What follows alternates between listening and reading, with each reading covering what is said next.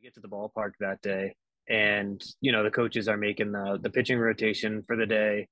With it being an all-star game, there's really no like specific rotation. You're just trying to, just get guys in there and just let them all get an inning and show off a bit. But we ran into a problem where a lot of guys didn't really want to throw more than one inning.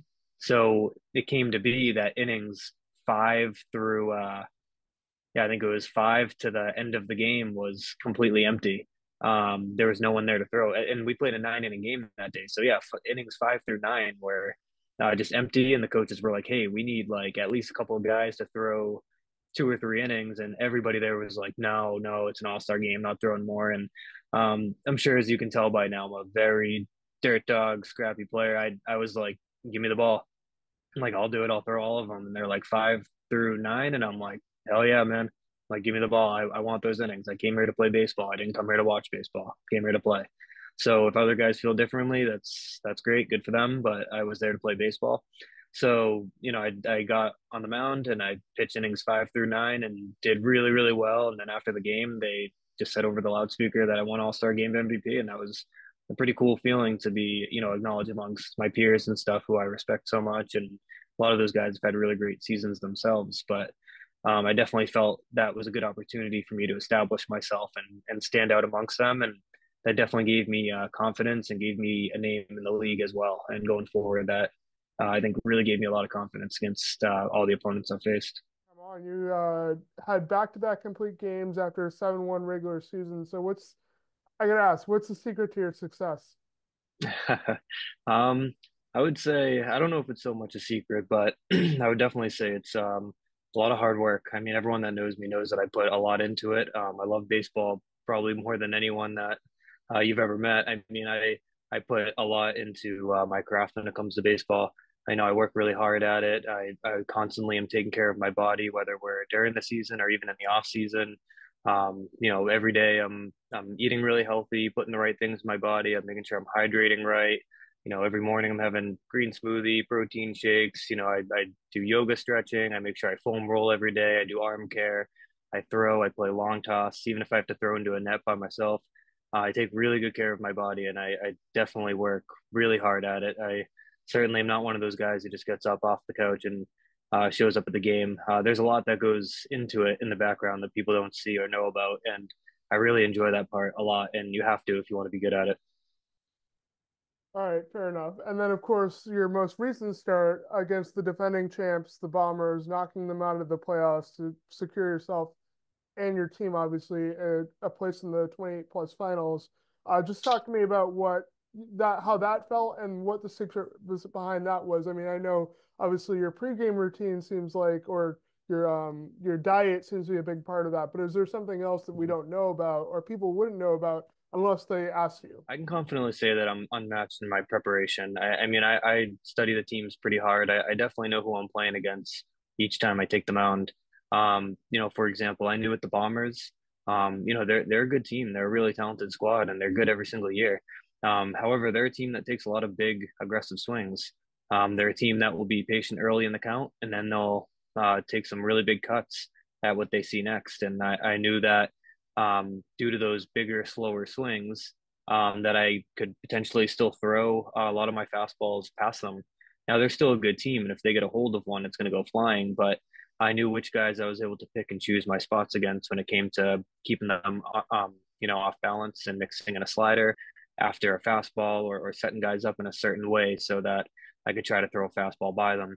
Where with the Somerville Senators last week, the game that you saw in person, my approach was completely different. I noticed in the first 2 innings of that game, they were swinging much shorter and quicker. You could tell that they were fighting as hard as they could to not strike out. I think that's really like the simplest way to put it. They were shortening their swings up. They were just trying to put the ball in play and trying to not strike out. And what I mean by that is in a lot of the at bats didn't look like guys were legitimately trying to hit the ball hard and make something happen. They were just trying to not strike out. And for the most part, they were successful at it, but they were hitting themselves out a lot. And I just figured, you know what? If they're going to try all night to not strike out, then I'm going to do the opposite.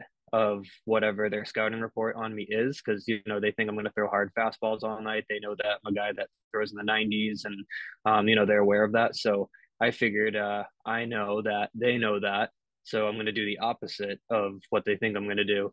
And I think from the third inning on until the last out of the game, I might have only thrown two fastballs.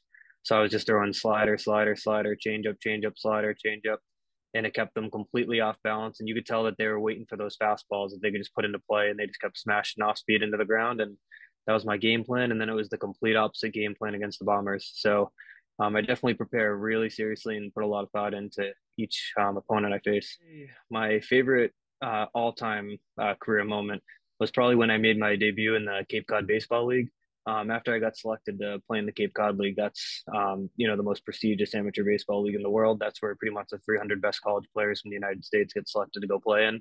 So I got picked to go play in Chatham, and I went down there. I was the only kid from New England, even on the roster. Everyone's from Florida State, North Carolina, all these big schools. So I went down there and I made my debut, and I did really amazing. I struck out a few future major leaguers. I picked off multiple guys in one inning and just had two shutout innings. And I think that was a career highlight for me, because that was when I was able to really showcase that I belonged amongst the best players in the world at that time when I was in college. And that was a really crazy feeling for me.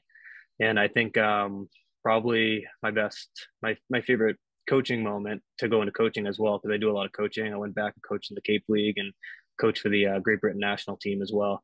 I think winning a silver medal at the European Championship last year was definitely one of the coolest moments of my life.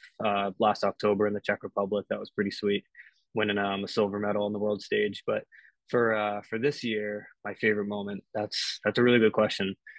Probably last night. Probably last night for this season, because my only loss of this season was to the Bombers, and it was a game where I pitched really well, so I wasn't upset with myself.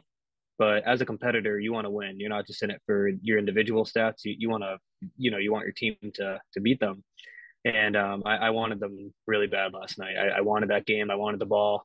We're on our home turf, and I wasn't going to let it happen again. I wanted to get my revenge on the Bombers for that one loss, and I definitely got it. I guess my next question is, did you have a favorite pitcher in Major League Baseball that you style your game after, and if so, how? That's a really good question. Hmm. There's a few that I've really loved my whole life. I've always really loved Max Scherzer. But I would say another pitcher that I really model my game after probably be Nathan Eovaldi.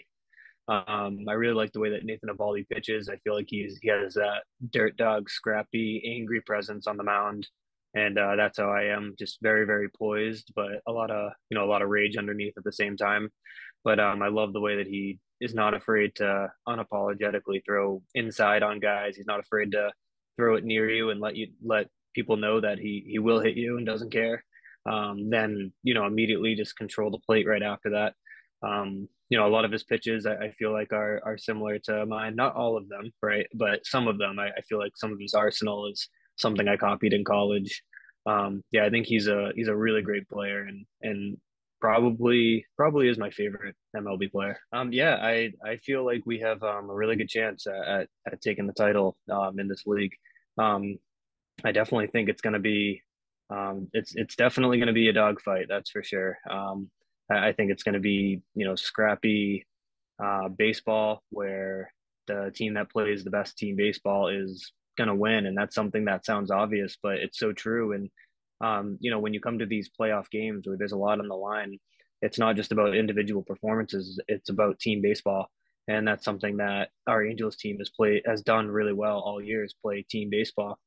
There's I know I've had a good season and everything, but there's guys on our team who can do a lot of things that I can't, and they do their jobs consistently every single game, doing the things that I can't do. But I try to do the things that I'm best at, and try to be the best teammate and pitcher that I can be for my teammates, because they do the best at what they do. And when you put all those pieces together of everybody bringing their individual strengths to the team, and getting timely hits, and getting out of tough situations on defense, that's what wins championships. It's not just about one or two guys that can hit a home run or go 4 for 4, or get 10 strikeouts in one game. It's about, being able to move runners over, play good defense, being able to pitch really well in big spots. So I think my team has done a really good job at that. And I think if we continue doing that, we have a great chance at winning the championship here. And fans can expect to see some really clean baseball. But just for fun, if I have to give you a prediction, I'm going to go with my boy Nick Godfrey. He plays outfield for us. He pitches too. He has consistently over and over again come up in huge spots for us.